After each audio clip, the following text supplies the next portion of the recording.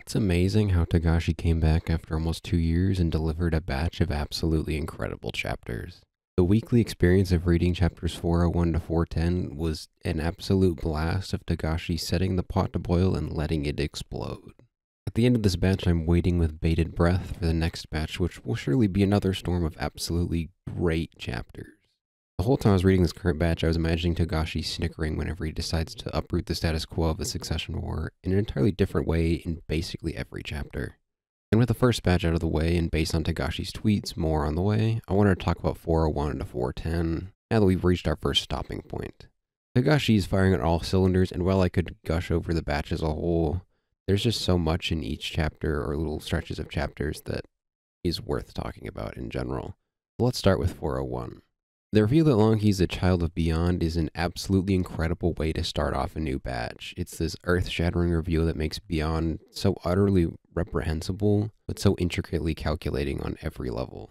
He seems so above it all, but the curse placed on Longi and so many of his children is despicable. The art of the curse on her tongue is absolutely incredible and conveys this vile and uncomfortable feeling that makes me ill at ease just looking at it. And even after the reveal that Beyond has his figure in every pie, Togashi says, "I still got one more in me," and drops another status quo changing moment. One of the princes being Beyond's child puts everything into question. I haven't gotten back to rereading the arc another time after this because I'd already done it beforehand, but trying to think about who it could be is so much fun to speculate. I have a few guesses, but I can't say for sure who it could be. He's had so many children that it's hard to go off of much beyond just vibes or a thing that would be cool. However, for Longi, I love the character moment where she swears to kill which prince is Beyond's child. Togashi's so good at making these characters feel so resolute in their goals and motivations, while also being so fascinating to think about how they got there. How long he'll actually go about doing that is entirely beyond me. So many of the princes feel so untouchable, but knowing Togashi, he'll find some way to make it all work in the most interesting way possible. 402 brings us back to Seri, who is such a wild card for the war because he's kind of just doing his own thing, getting uber strong, that I can't wait to see how he just roughs everything up, because he's clearly this force of nature that has just been biding its time, leveling up while others are trying to make their political gambits and things. There's so much calculating and maneuvering and conniving going on in all these chapters. And then there's just Seri, who's just like strength training and leveling up his Nen powers.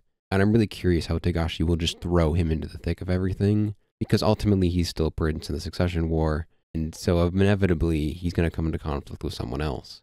And really, based on raw power alone, he's going to cause some disruption.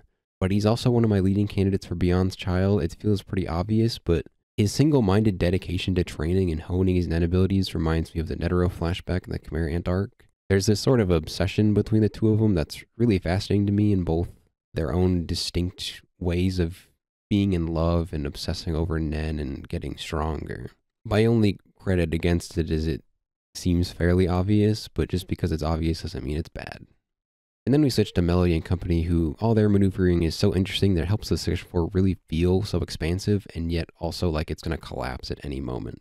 There are so many parties with their fingers in the pie, and yet Togashi does so well, never making any side feel like they have the leg up over everyone else. Everyone is just playing their cards to the best of the ability, and it's only once someone is going to show their hand that everything will unfold, and I'm so excited for that.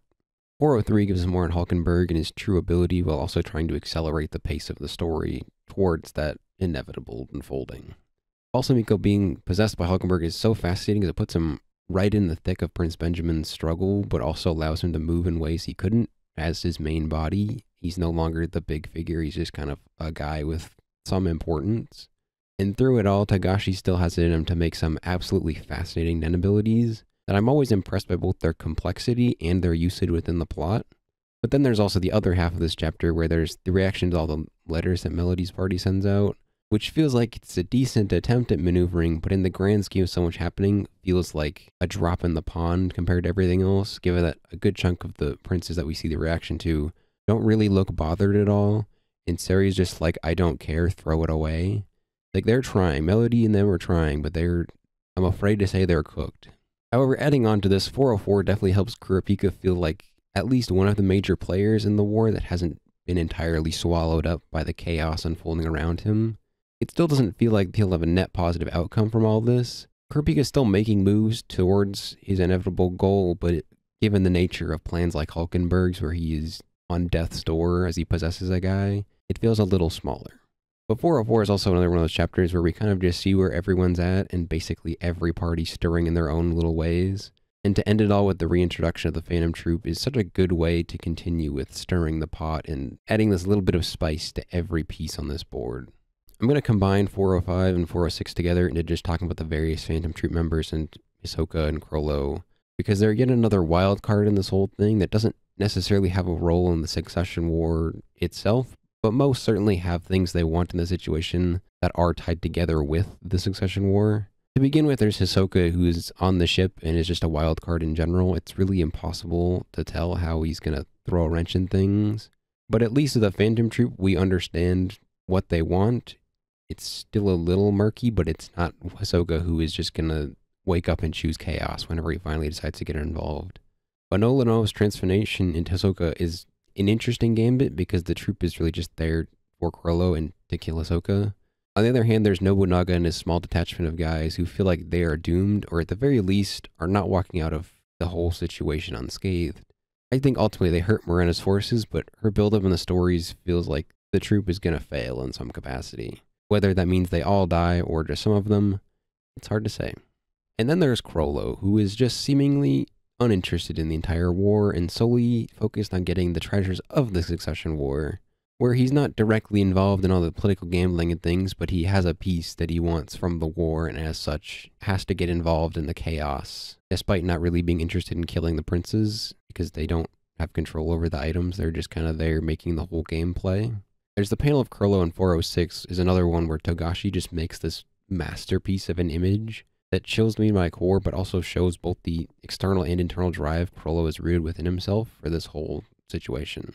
I love the little white bits extending from the eyes because it's such a little tiny touch that adds so much to selling just how determined Crollo is. And it's another part of how I love how many pieces are in play.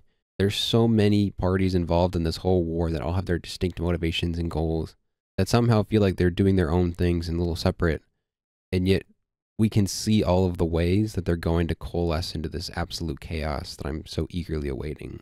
It feels very much like the Palace Invasion and the lead up to that, where the pieces are all getting into place, but once the game begins, everything is just going to go awry and kinetic energy will crash everyone together.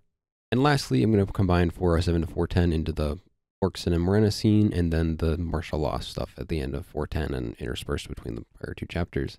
Morena is such an incredibly fascinating character who we really get major character development on by seeing her ethereal-ish nature begin to get pinned down into words. The card game is Togashi using Nen to do so much character work, which is what I absolutely love about Nen as a power system. It's home to some of the most interesting powers in any series ever, but also one that is used so effectively to propel character moments and also drive the story forward. It really allows Morena's motivation to be so explicitly laid out. And honestly, after we get her backstory, I can't really blame her for wanting to just destroy everything. It's this vile upbringing that she went through combined with Togashi's art that really make me feel sick to my stomach thinking about it. She wants to destroy Kokine because it is a system that needs to be destroyed. She's so resolute in her goal, which is so fascinating to contrast with how she's drawn. Her eyes have this emptiness or etherealness that feels like we only really know the surface of her. It's not until Borkson has lost the game that we begin to see Morena's true form, where even despite Borkson trying to change her, Morena is stone cold in her desire to destroy. There's a panel where Morena fills Borkson in on her new role as she's lost the game, and it's haunting in the way that Morena and her followers are drawn, so sharp and free form, yet so menacing. It's just awesome to look at, and I love it so much. It creates this picture that says in no certain terms that Morena is destruction and she is going to destroy. And then amidst all of this, there's the declaration of martial law, which feels like the first true domino falling towards everything going wrong. I was reading a few comparisons to how it feels like the true beginning of the Palace Invasion, and it makes a ton of sense. Benjamin is on a timer and as such shows his hand and begins what I'm sure is going to be a riveting sequence of events. All in all, I am seated and waiting for the next batch of Hunter x Hunter chapters. I feel like we are starting towards the path that will lead us towards the end of the arc, and with so many pieces, I am so excited to see who ends up fighting who and who ends up in conflict with each other and how that all unfolds. I'm especially excited for Crollo because I love him so much, and I think his place in the war is so fascinating, because it feels like him and his relationship with the troop, and just the troop as a whole, are going to drastically change. It's referred to as their final performance, which is a death flag for at least some of them if I've ever seen one. Whether or not they all die or only some of them do remains to be seen, but I'm sure it's going to make me very sad. But another thing I'm really excited for is to finally see Sari in action, because every time we've checked in on him, he's just doing his own thing, and his nen abilities have drastically improved, where it's like he's in Zetsu for all that stuff for under 10 seconds, and then he's in like 4 the next time we check in on him.